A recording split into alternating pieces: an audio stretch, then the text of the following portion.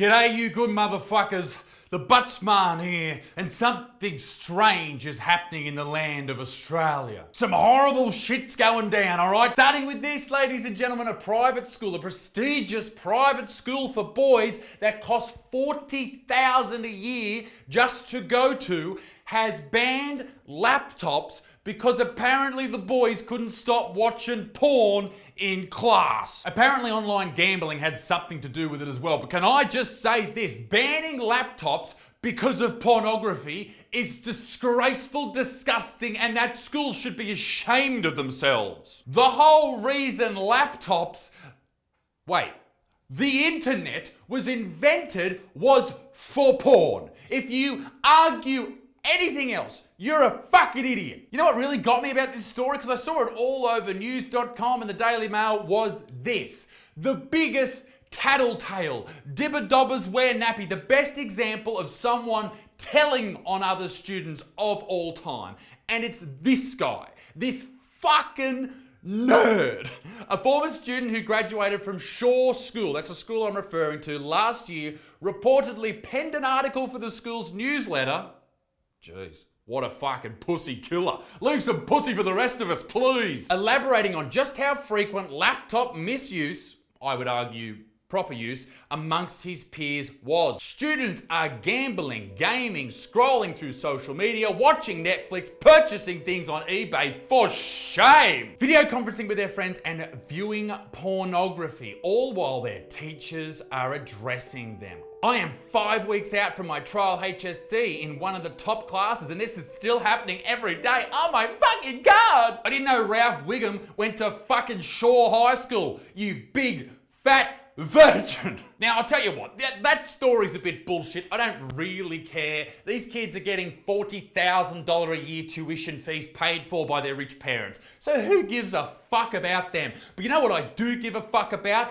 Australia banning the word mate because it's not inclusive enough. But first, this video is brought to you by an amazing sponsor, Crush Organics. Crush Organics is the world's leading supplier of high-grade CBD products to keep you calm, focused, relaxed, recovered, and in charge. They also have arguably one of the largest and fastest expanding collections on the planet today. I've tried all their products and I absolutely love them. Their collection of oils are second to none. Those oils include the Peppermint Day Oil, the Carver-infused Night Oil, the Broad Spectrum Muscle Recovery Oils, the Platinum Oil, and the all-new Maximum Impact Diamond Oil. Crush Organics has something for everybody. These guys are dropping new products all the time like bath bombs and pain creams and gummies. I tell you what, their pain cream is amazing. It keeps the Buttsman moving. Their products can help with things like memory, focus, sleep, and I love them. I've been using them for a very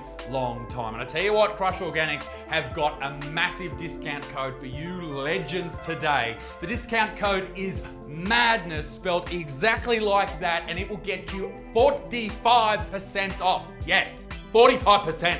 Go and check out the link down below. It's in the description and the top comment, ladies and gentlemen, and support those who support us. This story means a lot to me because I'm a proud Australian, and the word mate is about as Australian as a kangaroo dipping its cock in a hot meat pie and then cooling it down by re-dipping it in a cold jar of Vegemite. That's pretty bloody Australian. I use the word mate every single day. Hey mate, g'day mate, what's doing mate? Too easy mate, no worries mate. Every single time I talk to anyone, I drop the word mate. If I forget someone's name, hello mate. How easy is that? It is beautiful, it is Australian, it is ours. And yet, some grubs out there want it gone. Alcohol, office banter, and even the word mate could be banned inside New South Wales Parliament, and some ministers aren't happy about it. Today's Beth Yeoman is following this story. Beth, what more can you tell us?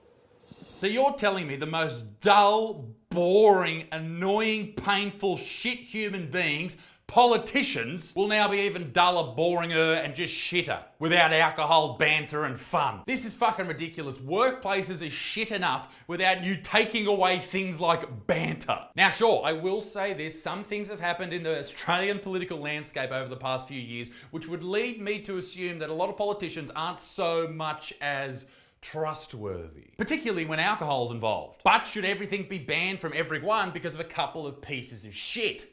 I don't think so. Dan, I don't think any of these were on anyone's bingo card. State government ministers here in New South Wales have been asked to remove the word mate from their language. It has caused absolute uproar, some saying it is PC insanity, some saying it is straight out of the 1984 playbook. It is insanity. That's mad. And she's referring to 1984, a novel written by George Orwell, describing a dystopian future where the government controls everything, tells you where you can go, where you can't go. I think it's being renamed to Western Australia. Suck on that, Mark McGowan, you pig. The truth is, we're seeing more and more examples of governments controlling the words we use, the things we believe, the things we say, and the things we put out there on social media and the internet and whatnot. I mean, in America right now, if you want to see a really great example of things that are described in books like 1984, then look no further than what Biden's government is doing right now in America. The Disinformation Governance Board, or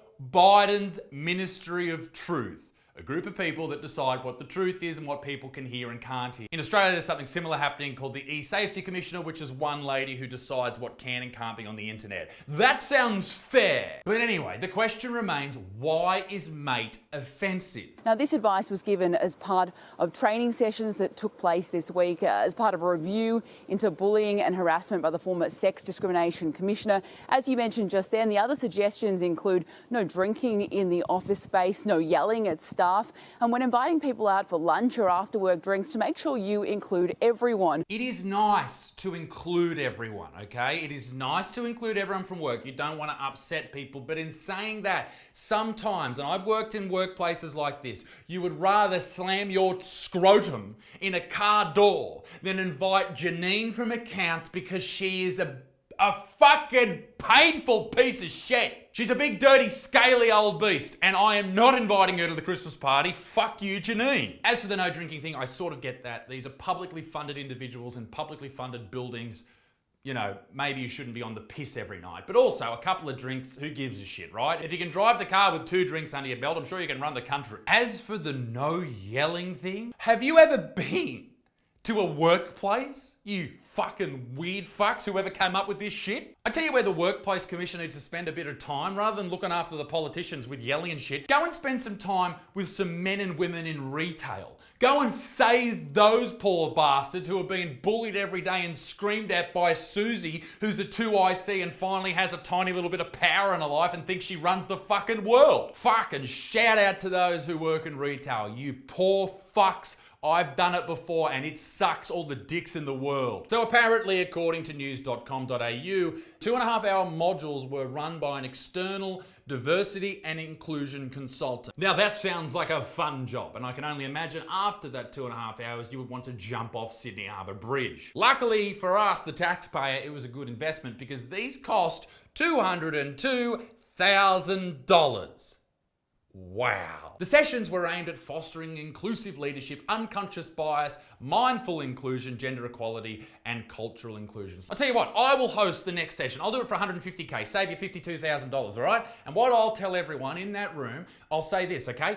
Don't rape anyone on your staff, don't sexually assault anyone on your staff, and don't be a complete asshole, all right? They are the rules. Now fucking go out there and change things, actually do things for the community, like improve the hospital systems, so you don't have to be an old lady waiting for an ambulance for 5.5 hours, which just happened to my grandma. How about you sort that out, New South Wales government, instead of worrying about what people are saying in the fucking workplace in regards to the word mate, or fix the mental health system or the aged care system or the roads or whatever, just do anything else. But there's still no reason why mate should be banned. I mean, in 2012 it was also banned. G'day mate was banned for health workers because it was unprofessional. Okay. In 2005, it was banned by federal parliament for security officers. It was seen as a sexist term and somehow derogatory towards women. There are actually a couple other words that were banned on that list. Failure, telling someone they had failed, was banned. They preferred the term deferred success. You fucking idiots. Anyway, that whole ban lasted 24 hours. You know what? Maybe mate is unprofessional. Maybe it's even sexist. But I tell you what I'll do. if I'm elected Prime Minister, Buttsman for PM, all right? There's a reason there's 35,000 signatures on that petition, all right? It's not just the amazing merch, like this amazing shirt I'm wearing right now, or the Make Dicks Stink Great Again hats that are coming out next week. If I'm elected Prime Minister, which I think I will ban the word mate, but I'll replace it with a better word. I'll replace it with something far more Australian. G'day, no worries, too easy, see ya, how you doing? All right, that is a far better word to use in Parliament. Why? Because it describes politicians perfectly. They are all cunts. Ladies and gentlemen, be a good motherfucker. Peace in the Middle East. Me dick stinks. Toodaloo. Au revoir. Bye-bye.